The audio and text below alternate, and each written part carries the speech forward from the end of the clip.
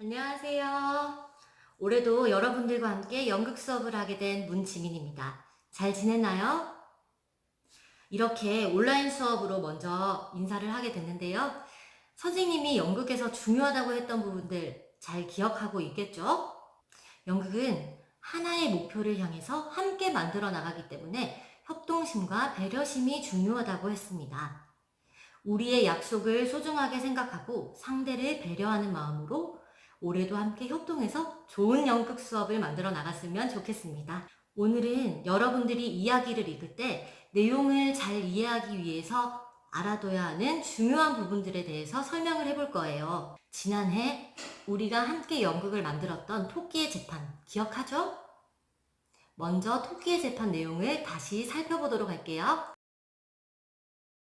토끼의 재판.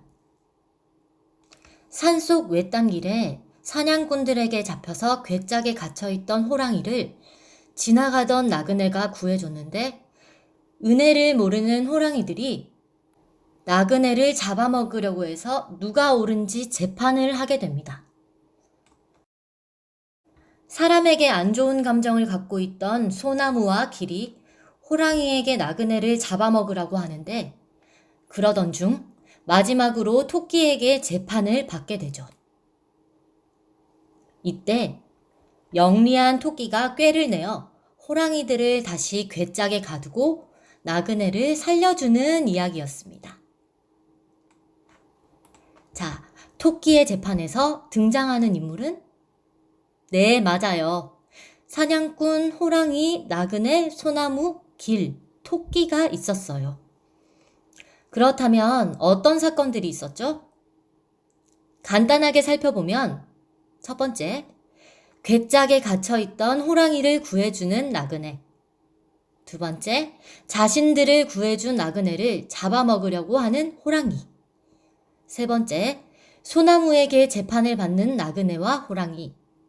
네 번째, 길에게 재판을 받는 나그네와 호랑이. 다섯 번째, 토끼에게 재판을 받는 나그네와 호랑이. 마지막으로 토끼의 꾀에 넘어가 다시 괴짝에 갇히는 호랑이와 목숨을 구하게 된 나그네. 이렇게 사건들로 이야기가 이어져 있습니다. 그리고 이러한 사건이 일어나는 배경은 산속 외딴길이었죠? 자, 이렇게 우리가 이야기의 내용을 잘 이해하기 위해서는 인물, 사건, 배경을 알아야 합니다. 인물은 일어나는 상황 속에서 등장하는 역할. 사건은 이야기 속에서 인물들이 겪거나 벌이는 일. 배경은 일이 일어나는 시간과 장소입니다. 그리고 이야기를 읽고 사건의 흐름을 파악하는 방법으로는 이야기에서 인물, 장소, 일어난 일을 찾아보고 이야기에서 일어난 중요한 일을 찾아보며 일이 일어난 차례를 살펴봐야 해요. 자, 그럼 이제부터는 여러분들 교과서에 나와 있는 아름다운 꼴찌 내용을 함께 읽어보고 인물, 사건, 배경을 통해 이야기의 흐름을 알아보도록 해요.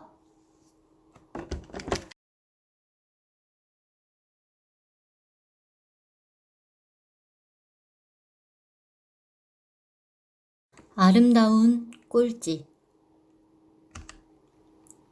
종례 시간, 선생님이 반 아이들에게 말했습니다. 다음 주 금요일에 마라톤 대회가 열릴 거예요. 그동안 열심히 연습해서 모두 완주할 수 있도록 해요. 수연이는 마라톤이라는 말에 덜컥 걱정이 되었습니다. 끝까지 못 뛸 게 뻔한데 친구들에게 놀림을 당하면 어쩌지? 그러자 꼭 완주하고 싶다는 마음이 들었습니다. 그날 이후 수연이는 날마다 공원에 가서 달리기 연습을 했습니다.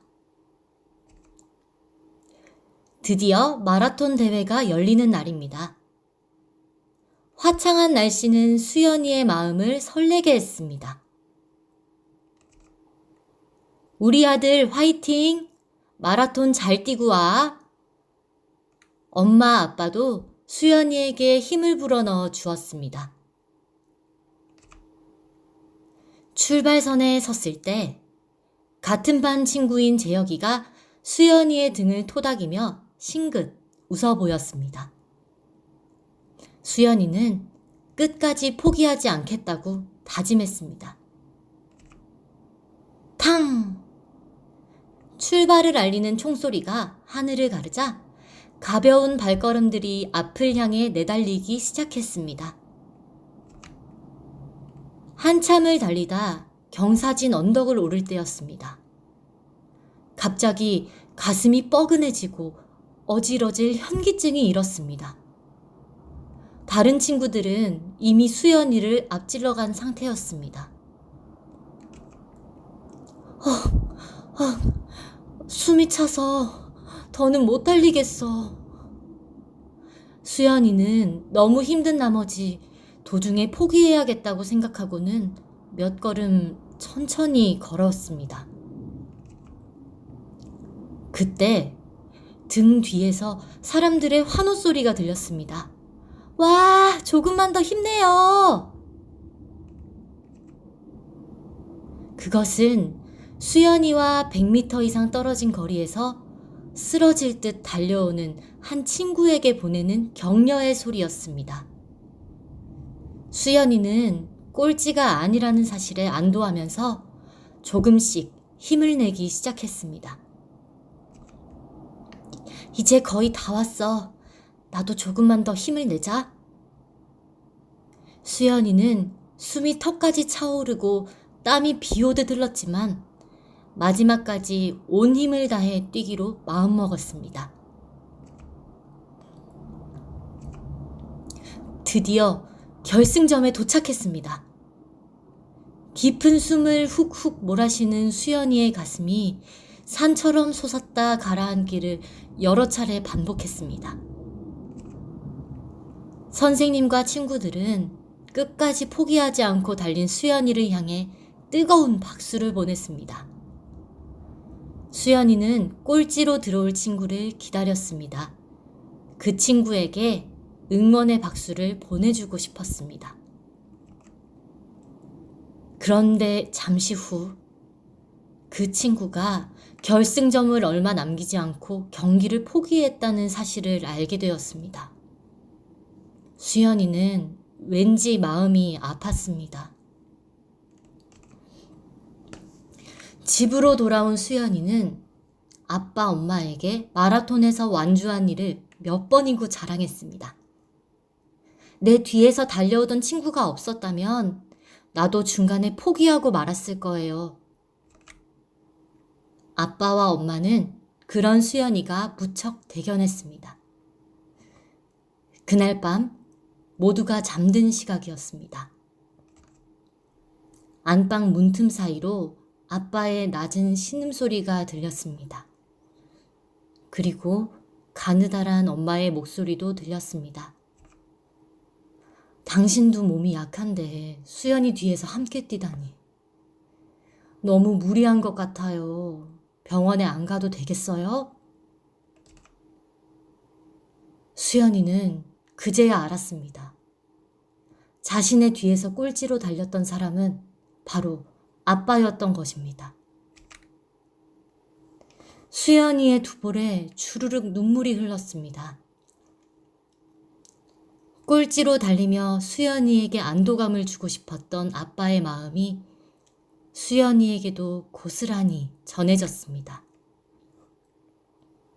그날 아빠가 흘린 땀은 수연이가 힘겨울 때마다 힘이 되고 격려가 되는 징검다리가 될 것입니다.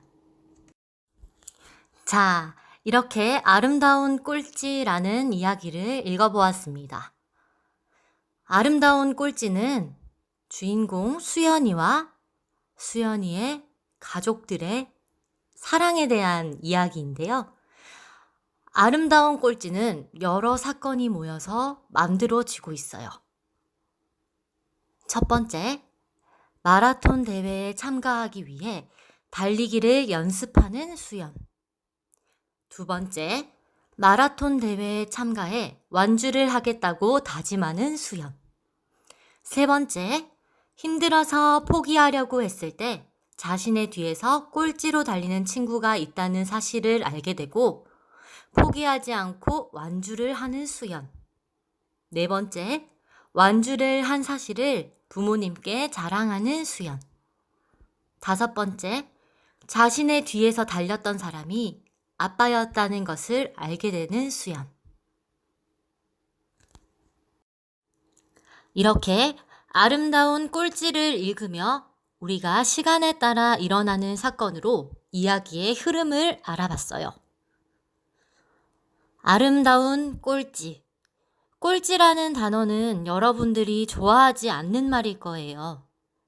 근데 제목이 왜 아름다운 꼴찌일까요?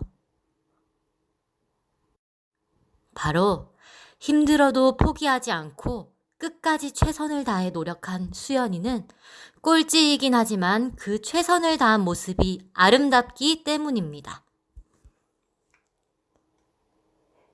이렇게 선생님하고 이야기를 함께 읽어보고 사건의 흐름을 파악하고 주제를 한번 알아봤는데요. 등장하는 인물과 배경은 여러분들이 충분히 찾아볼 수 있겠죠?